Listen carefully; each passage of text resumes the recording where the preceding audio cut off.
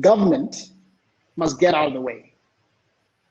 One of the things I really believe is that governments should do three things. They need to set the rules, they need to enforce the rules, and they need to get out of the way. Too often an African government is in the way. They are actually blocking a lot of the solutions. Like, in Africa, we have what I call the knowing doing gap. We have all these wonderful policies.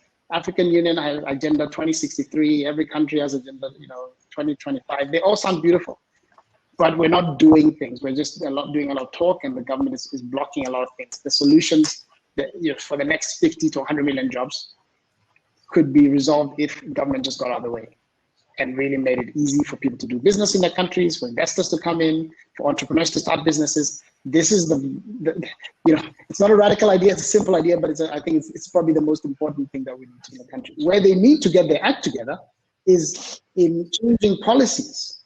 That is what their job should be, to change the policies, to redesign this education system the way it should be, to produce people with skills and not just theory, to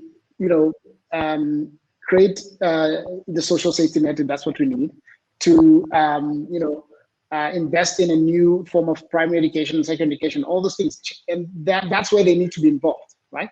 So of course we can't do this at scale without government, but government should do the right thing. And right now they're often doing the wrong thing, which is, Africa, I've always said, is going to live or die because of leadership.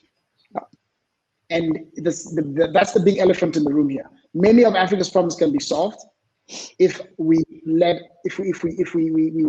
do the hard things we need to do as leaders, make the tough decisions, and break through the barriers that we need to actually solve these problems. That's what we're not doing.